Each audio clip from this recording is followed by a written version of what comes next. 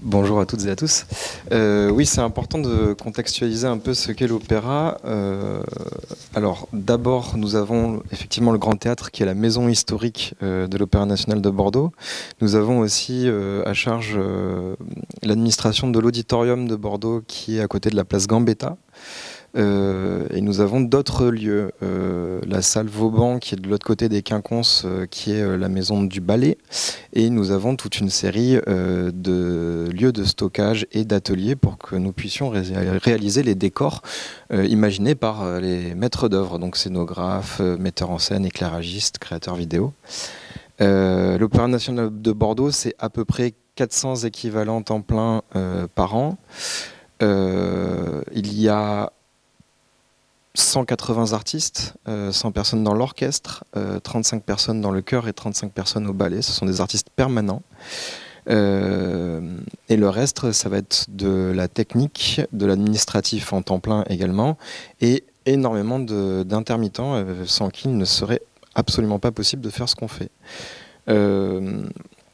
On a à peu près une saison qui représente 250 levées de rideau, donc 250 événements, pas seulement des spectacles,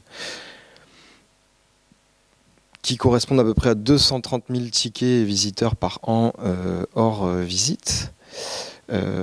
Et au sein de cet opéra, donc moi je représente la direction de production dont j'assure l'intérim de la direction actuellement, mais mon vrai métier donc c'est administrateur de production. La production c'est quoi? C'est une vaste question. Il y a d'abord le programmateur, donc celui qui décide qui fait quoi et quand, avec quel artiste on va travailler, sur quel spectacle, à quel moment. Et le producteur va répondre à la question du comment, si on veut schématiser ça de manière très très simple.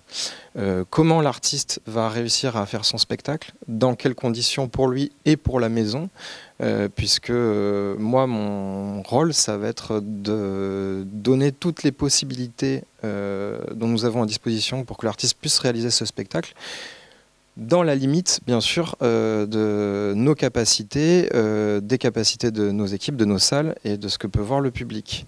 Donc, on est un peu au carrefour des problématiques artistiques, institutionnelles et de médiation. Je dis bien souvent que mon rôle, en fait, consiste au bout d'un moment, malheureusement, entre guillemets, à dire non ou à dire on va faire autrement. Puisque je suis une de mes fonctions, c'est d'établir les budgets de production, et il y a bien un moment où il faut arrêter. Je travaille sur plusieurs parties du répertoire que propose l'Opéra de Bordeaux. La majeure partie de mon travail, c'est le lyrique, donc les opéras, la scène, avec des professionnels comme Philippe. Je disais tout à l'heure, quand on crée un opéra, on part d'un titre. Je vais parler de Bohème qu'on va donner en avril. On contacte un ou une metteur en scène qui va nous proposer une équipe, un scénographe, un costumier, un créateur lumière, de la vidéo, mais pas systématiquement chez nous. On va donner ensemble un cadre budgétaire à ce projet. Donc on va lui dire vous avez 100, 150, 200 000 euros à disposition pour créer la mise en scène, pour créer la scénographie, pour les lumières. Après on va établir un planning de production, puisque autre point indispensable à la production, outre le financier, c'est le temps. Créer un opéra, ça se fait 1 an et demi, 2 ans à l'avance, peut-être même plus tôt pour des grosses maisons de niveau international comme Paris, Londres, Berlin ou j'en passe. Une fois qu'on a fait ce travail de conception, avec main dans la main avec la technique, puisque nous dans la production on travaille au quotidien avec la directrice technique, la régisseuse générale, tous ces services-là. La technique à l'Opéra de Bordeaux, c'est 13 services. Il y a les machinistes, il y a la lumière, il y a le son, il y a les costumes, il y a l'habillage, il y a les ateliers. C'est très vaste. Bordeaux est un des quelques opéras en France qui réunit toutes les compétences métiers nécessaires à la scène. Donc de l'administration jusqu'aux ateliers et aux créateurs costumes. Donc ça, c'est pour la grosse partie de l'opéra. Et à côté de ça, on intervient également sur l'ensemble de la mise en œuvre de la saison qui fait appel à des artistes invités. Nous, à l'Opéra de Bordeaux, on fait, donc, grâce à l'auditorium, énormément de récitals, de concerts de musique du monde, jazz, même de la musique amplifiée. On fait de la danse avec des compagnies invitées, on fait des ensembles invités de tout le répertoire artistique, de la musique baroque jusqu'à la musique contemporaine. Donc là, on travaille dans une temporalité qui est extrêmement différente de l'opéra. Je vous disais, là, l'opéra, on peut commencer 2 ou 3 ans avant. La musique, on va appeler ça comme ça, on peut travailler 1 an à l'avance pour acheter un spectacle. On peut aussi travailler... alors moi, je vais mettre une limite 1 an à l'avance parce que j'ai des obligations des échéances de brochures, mais nos interlocuteurs dans la musique amplifiée peuvent travailler à des échéances de 6 mois pour la construction de leur tournée. Et là, c'est un peu plus rock'n'roll pour nous de faire rentrer ça dans nos délais. Donc voilà, on a beaucoup de conditions de travail qui diffèrent. Il est pas plus simple, mais il est moins chronophage de mettre en œuvre des spectacles de musique que des spectacles qui se font sur scène. Voilà, donc notre directeur programme. Nous participons au processus de programmation en proposant des artistes en fonction de son projet artistique qu'il a présenté à la mairie, qui est notre tutelle principale, lorsqu'il a été choisi à ce poste-là. Et après, on met en œuvre ces spectacles. Donc, la conception, le budget, le planning, l'accueil des artistes et l'accompagnement sur scène. Et après, il y a toute la partie de post-production qui consiste à vérifier que les paiements ont été faits, payer les artistes, régler certaines situations particulières liées à la finance, puisque nous on travaille avec énormément d'artistes internationaux qui n'ont pas les mêmes conditions de travail que nous. Donc il y a des petits ponts à observer comme ça. On a donc des conditions de travail particulières, puisque bien sûr vous n'allez pas au spectacle pendant vos heures de cours ou pendant votre travail. Donc nous travaillons beaucoup le soir, beaucoup les week-ends, beaucoup les jours fériés. On a des emplois du temps qui sont aménageables. Nous travaillons en semaine, nous récupérons des fois le matin où nous avons des journées off. Nous travaillons en fonction de la programmation. Ce n'est pas nous qui décidons de notre temps de travail, c'est la programmation qui détermine notre organisation de travail. Ça, c'est une des contraintes principales de notre métier, qui est bien sûr accepté, puisqu'on ne peut pas penser faire ça sans avoir ces contraintes en tête. Vous évoquiez tout à l'heure l'idée de métier de passion. Je considère effectivement qu'à notre niveau, il n'est pas envisageable de faire ce métier-là sans que ça soit une passion. Ça demande trop d'implication dans le temps et dans l'organisation de notre vie pour ne pas avoir ça en nous.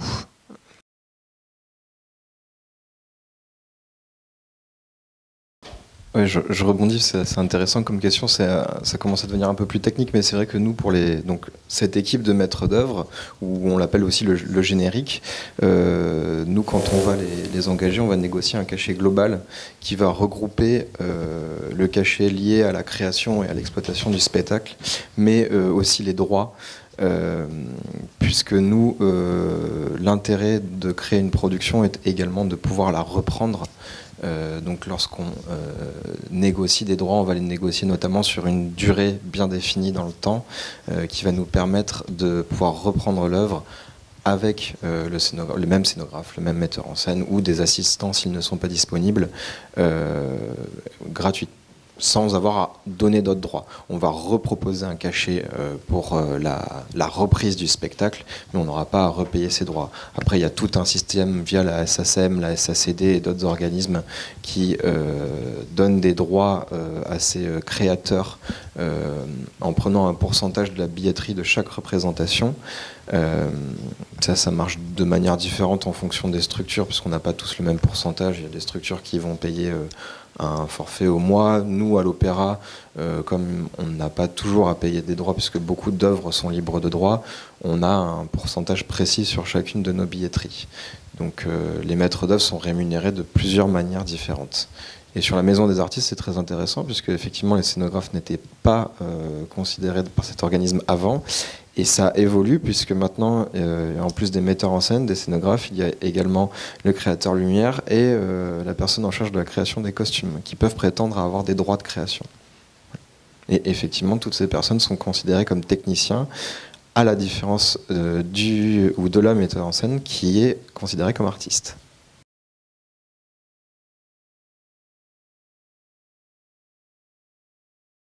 Oui, alors la responsabilité est portée par le directeur général et le président de l'Opéra, le président du conseil d'administration. Le choix des œuvres, on va rester surtout dans le champ lyrique, dans le champ de l'opéra. Là, c'est directement le directeur général qui va choisir ses œuvres. Il peut y avoir plusieurs cas de figure différents. Sur proposition d'un metteur en scène ou d'une metteuse en scène avec qui il veut travailler, cette personne peut dire ok, tu veux travailler avec moi, je n'ai jamais fait Don Giovanni de Mozart, je n'ai jamais fait le Barbier de Séville ou la Valkyrie, donc donne-moi la possibilité de faire cette œuvre et on travaillera ensemble.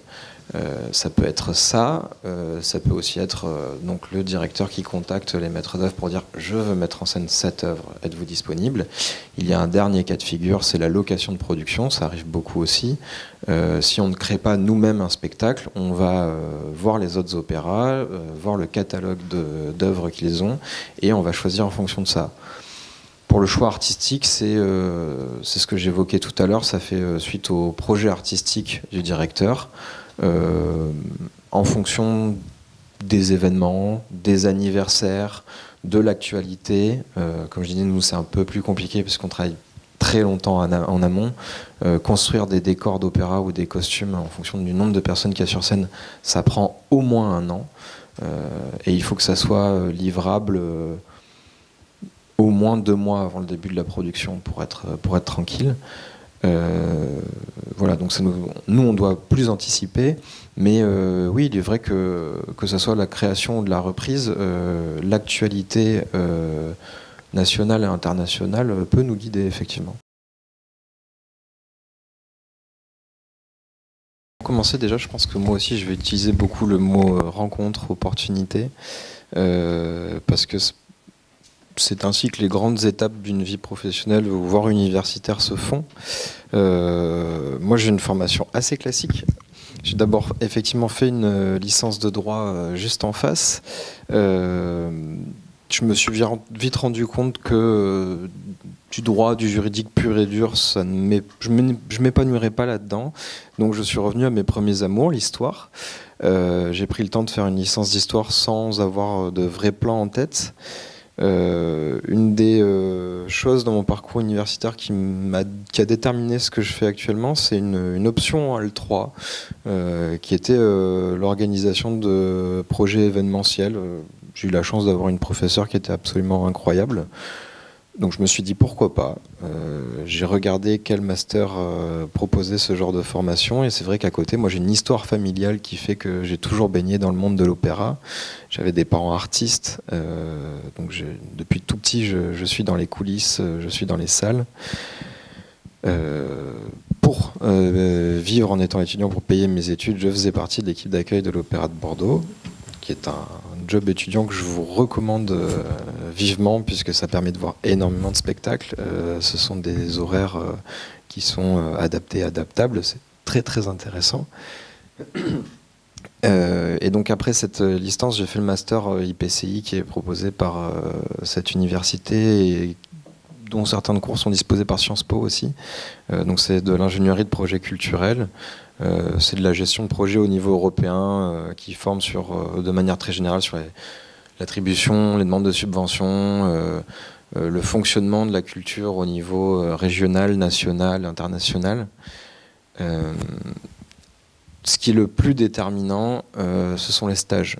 Je ne vais pas vous mentir, la formation c'est une chose, les stages c'en est une autre. D'abord parce que ça va vous permettre de vous faire une idée sur ce que vous voulez faire, ou surtout ce que vous ne voulez pas faire, puisque un stage qui ne se passe pas bien, que vous pouvez considérer comme étant un échec, va, avec le recul, énormément vous apporter. Mon stage de M1, je l'ai fait chez un agent qui travaillait principalement avec des pianistes, des chanteurs, des chefs d'orchestre. Et mon stage de fin d'études, j'ai eu de la chance de le faire dans la compagnie de Thierry Malandin. C'est une compagnie de danse néoclassique qui est basée à Biarritz. Là, ça a été une aventure incroyable. Et à la fin de mon stage, il y a un des danseurs de la compagnie qui m'a demandé de l'aider à monter son propre ensemble. J'ai évolué avec lui pendant une toute petite année, et c'est une personne de l'Opéra de Bordeaux qui m'avait aidé à avoir des stages. Donc, les rencontres, les opportunités, qui avait besoin d'un assistant et qui m'a proposé de le rejoindre. Je me dis souvent que j'ai beaucoup de chance dans mon parcours. La chance, ça se provoque. Je fais encore référence au stage. N'hésitez pas à avoir de l'ambition et à taper dans les grandes maisons, les grandes institutions. N'ayez pas de problème. Ne vous dites pas je ne suis pas pertinent, je n'ai pas la bonne formation pour prétendre à tel ou tel poste. Il faut essayer, il faut foncer, il faut demander, et c'est en essuyant des échecs, des refus, ou au bout d'un moment, l'acceptation de votre candidature, ça va vous faire rencontrer des personnes, et c'est ce qui est le plus déterminant. Le stage, pour moi, c'est quelque chose de très très très précieux. Je vous conseillerais même, si la réalité vous le permet, de ne pas vous limiter à un stage d'opération de 5-6 semaines. C'est vrai que pour les structures, ce qui est intéressant, c'est de travailler avec des étudiants dans le temps. C'est intéressant au bout, mettons, de 3 mois, 4 mois, 6 mois, c'est très bien. Parce que le mauvais réflexe des professionnels, ça va souvent, je l'ai moi-même de temps en temps, hein, c'est de se dire, voilà, il y a une personne qui va être là pendant 6 semaines, 2 mois, je vais beaucoup m'investir pour lui apprendre ce qu'est le métier, ce que sont les contraintes de ce métier, et quand ça va marcher, la personne devra repartir. Il y a plein d'enjeux, et Philippe évoquait tout à l'heure les conditions de travail, le temps de travail, ça c'est un problème pour les stagiaires aussi. C'est là une partie des enjeux de la production, c'est de faire cohabiter des gens qui dédient leur vie aux œuvres et aux spectacles, tout en permettant aux intermittents, aux salariés de respecter, de leur faire respecter les minima sociaux, puisque le travail de l'intermittence est extrêmement cadré, surtout en termes de temps de travail. Et c'est vrai que pour permettre un opéra d'exister, par exemple, Philippe peut être là le matin à 9 h jusqu'à la fin de la répétition à 23 h. Ça, c'est une réalité. Moi aussi, en tant qu'administrateur, je vais faire ça. Les intermittents techniques ne feront pas ça. Donc il y a l'établissement d'un planning, je vous en parlais tout à l'heure, qui est absolument primordial en fonction de toutes ces contraintes. Et c'est des choses qu'on découvre justement en stage. Voilà pour moi.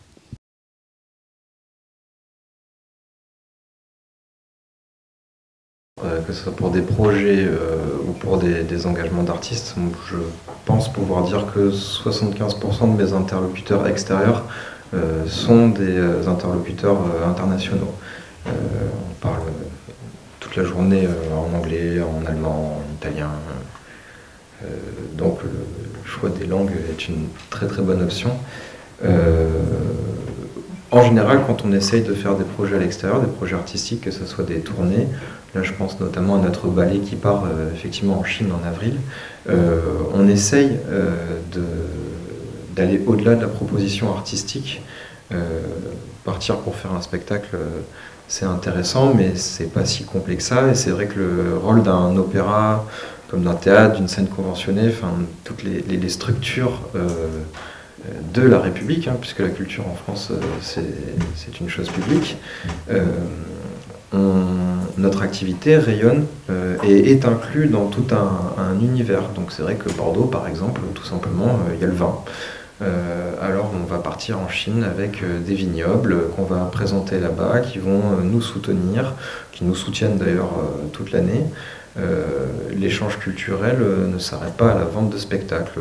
Nos danseurs, nos maîtres de ballet vont évoluer avec les compagnies locales, leur donner des cours de danse, des ateliers de répétition sur une partie du répertoire très précise. Voilà, on essaye de ne plus faire seulement de l'administration et de la production de spectacles. On s'inscrit dans un système, on va dire.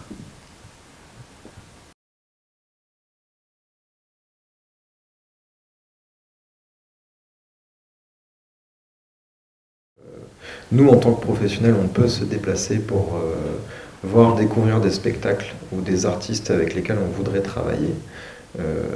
Alors maintenant, avec Internet, c'est beaucoup plus facile. On peut faire des auditions vidéo, on peut recevoir du matériel vidéo pour tester du niveau d'une personne et de sa tessiture pour un chanteur, voir si ça nous intéresse ou pas. Après, nos forces artistiques, le ballet, le chœur ou l'orchestre, peuvent être amenés à faire des tournées. C'est un équilibre très délicat, puisque pour être Opéra National de Bordeaux, parce qu'on est à Bordeaux, il faut répondre à un cahier des charges qui est très précis. Il y a des missions de diffusion qui sont essentiellement tournées pour les opéras nationaux vers la région dans laquelle ils sont implantés, ou au niveau national. Comme toute institution culturelle de spectacle vivant ou pas, il y a cette mission de maillage du territoire qui est primordiale.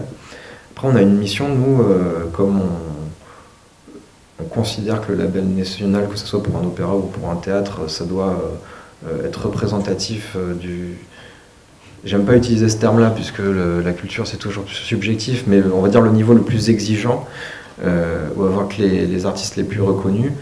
Cette mission de rayonnement peut nous emmener à sortir de nos frontières. Moi, avec l'orchestre, je suis parti en Autriche, je suis parti en Allemagne, en Espagne. L'orchestre a fait des tournées comme le ballet au Japon, aux États-Unis, partout en Europe. C'est du rayonnement, ça fait moins partie, c'est moins important que le maillage du territoire français. Donc quand on part à l'étranger, on essaye également d'être dans une logique économique un peu plus stricte et un peu plus assumée.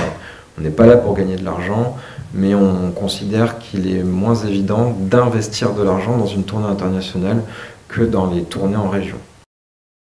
Au déplacement, nous, on a été un peu rattrapé par la réalité. C'est vrai que si vous considérez l'opéra dans les années 70-80, 60, c'est l'âge d'or, tout le monde va à l'opéra, on a beaucoup d'argent, donc on fait à peu près ce qu'on veut. Malheureusement, cette étiquette nous colle encore. Alors, désolé, mais les opéras ont beaucoup moins d'argent maintenant. De manière générale, les subventions pérennes ne bougent pas ou n'ont pas bougé depuis 10, 15 ans, 20 ans. Donc en fait, il faut faire différemment, il faut faire plus avec pareil, voire moins si on considère l'évolution des devises. Par contre, coup de chance, en communication ou même dans la scénographie, c'est un outil incroyable, il y a Internet. Et l'arrivée d'Internet a considérablement modifié notre vie professionnelle, que ce soit pour ces échanges, ces découvertes d'artistes et de spectacles, ou on en parlait tout à l'heure, les conditions de travail. Il y a 20 ans encore, quand on sortait du bureau, de l'ordinateur, du téléphone et du fax, on arrêtait de travailler. Maintenant, vous voyez, moi j'ai 2 téléphones sur la table, il y en a un à moi, il y en a un à l'opéra, et celui de l'opéra, il sonne à peu près tout le temps. Voilà, on travaille avec des gens qui sont sur plusieurs fuseaux horaires, il peut sonner à 8h, à midi, à 23h, à 2h du mat, à 4h. Alors on choisit de répondre ou pas, mais ça c'est une vraie réalité. Internet nous aide et Internet apporte de nouvelles contraintes.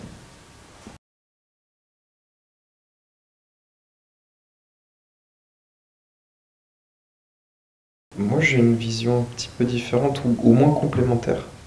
Déjà, sur l'impact du Covid, le premier impact, outre l'emboutillage de programmation, ça c'était une réalité qui a été assez compliquée pour nous, c'est vrai. On a annulé pendant 2 ans ou reporté. Et en fait, on prévoit 2 ans à l'avance, on reporte 2 ans. Bon bah voilà, qui on place avant l'autre ou après, c'est une vraie question. Et côté public, il y a eu une évolution des pratiques qui pour nous est très problématique. Donc à l'Opéra, on ouvre la billetterie 1 an à l'avance, et avant, il y avait une grande majorité de spectacles qui étaient complets longtemps à l'avance. Maintenant, surtout pour les musiques amplifiées, le jazz, mais pour le symphonique, l'opéra et le ballet aussi, on peut vendre énormément de places sur la dernière semaine. Voilà. Les gens prennent moins d'abonnements, prennent moins de places avant. La crise fait aussi, mais cette pratique du public change. Et pour nous, pour moi en tout cas, c'est compliqué. On dort moins bien la nuit, on perd des cheveux parce qu'on pense qu'on va mal vendre un spectacle, et au final on se retrouve au dernier moment avec une salle comble. C'est un coup de poker. L'opéra, je vous disais, on est en mutation. Enfin, nous, c'est vrai qu'on est un peu, de mon point de vue, qui est quand même relativement partagé, en bout de course par rapport au système dans lequel on se situe. C'est vrai qu'on n'est pas assez représentatif de toute la population. Je parle de notre public. Malheureusement, on touche une catégorie socio-professionnelle qui est un peu au-delà de la moyenne. Alors c'est là tout l'enjeu de nos équipes de communication, de marketing, c'est de faire comprendre aux gens que l'opéra, c'est pour tout le monde. Ça peut ne pas être cher. Pour vous, par exemple, une place, c'est 10 €. C'est moins cher que n'importe quel concert ou que n'importe quel événement sportif.